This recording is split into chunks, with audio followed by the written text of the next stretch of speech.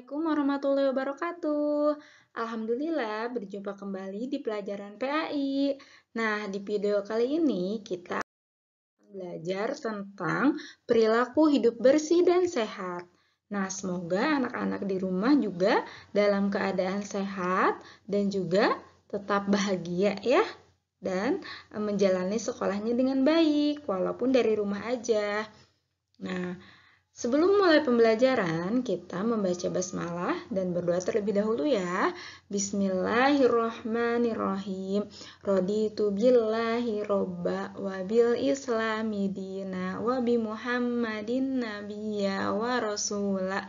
Robbi jidni ilman warjukni fahman. Nah, semoga Allah memberikan kita ilmu dan kefahaman yang bermanfaat. Oke, kita lanjut ke materi ya. Nah, di sini ada hadis tentang perilaku hidup bersih dan sehat. Jadi, perilaku hidup bersih dan sehat itu sudah diperintahkan oleh Allah Subhanahu wa taala.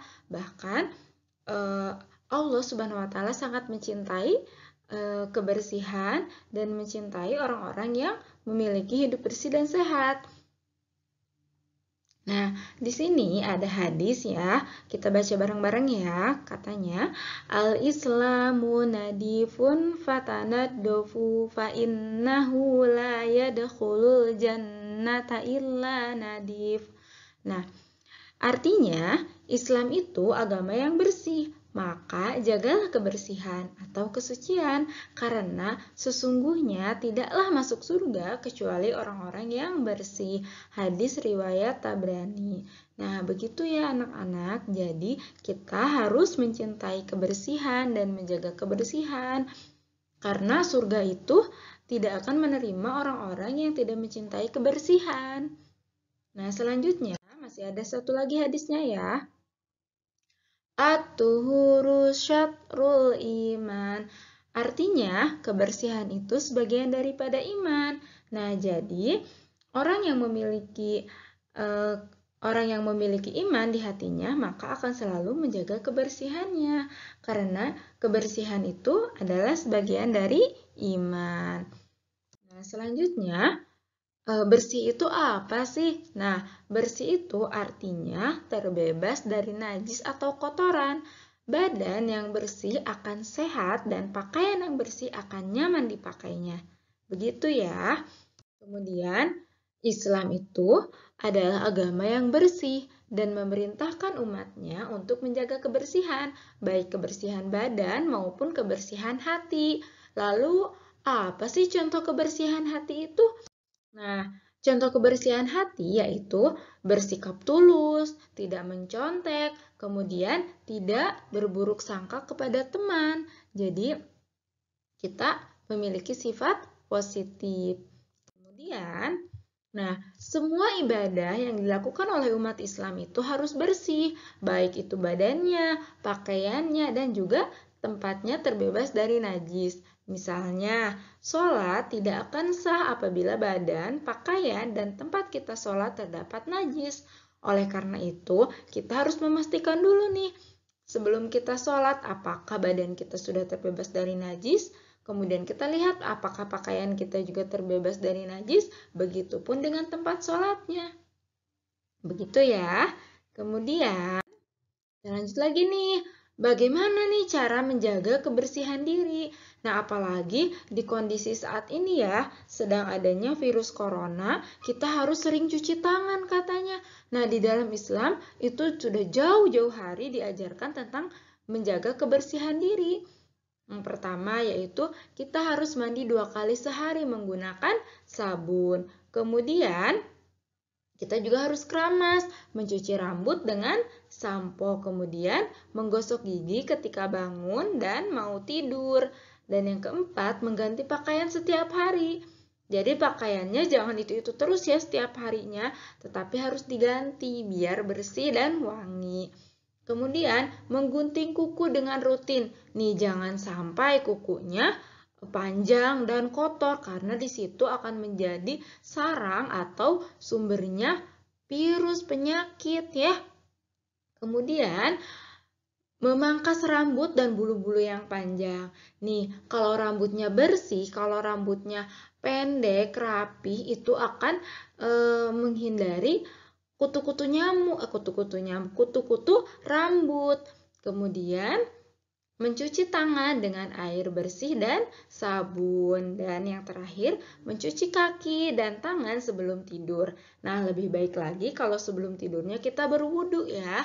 Kemudian membaca doa dan kita tidur. Nah, di dalam Islam itu sudah dianjurkan ini semua, bahkan sebelum adanya virus corona ya.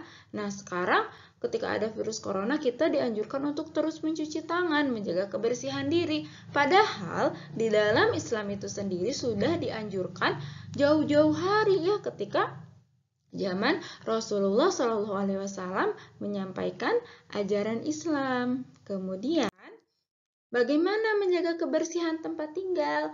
Nah, untuk menjaga kebersihan tempat tinggal, yang pertama yaitu memberantas jentik nyamuk di rumah. Nah, menguras bak mandi ya, biar tidak ada jentik nyamuk, secara rutin dikurasnya. Kemudian, membersihkan kamar mandi dan selalu menyiramnya setelah buang air.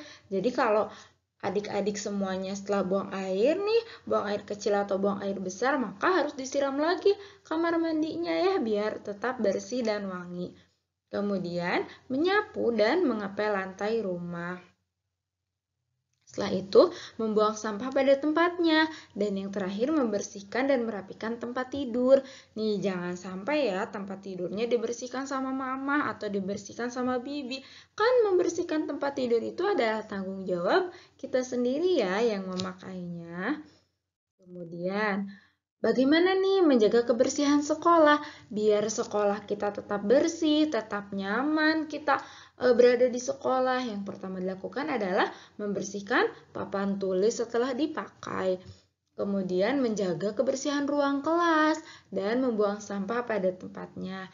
Kemudian nih, kan suka ada tuh jadwal piket. Nah, jadwal piketnya dilaksanakan untuk menjaga kebersihan kelas. Kemudian melaksanakan gerakan Jumat bersih, biasanya ya pungut sampah, agar lingkungan tempat sekolah kita menjadi bersih. Kemudian menerapkan program 7K. 7K itu apa aja sih? Nah, 7K itu yaitu kebersihan, keindahan, keamanan, ketertiban, kekeluargaan, kenyamanan, dan kerindangan. Nah, itu dia ya, bagaimana cara menjaga kebersihan sekolah. Kemudian, terakhir nih, bagaimana menjaga kebersihan masjid?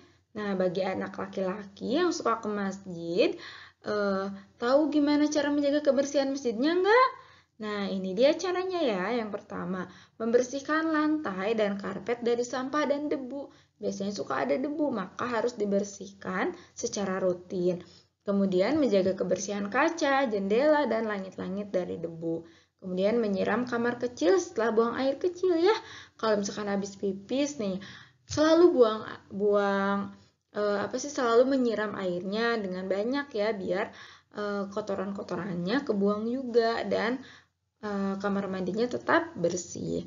Kemudian melepaskan alas kaki ketika masuk ke dalam masjid. Jangan sampai kita masuk ke dalam masjid, alas kakinya nggak dicopot, itu kotor ya. Jadi alas kakinya harus dicopot.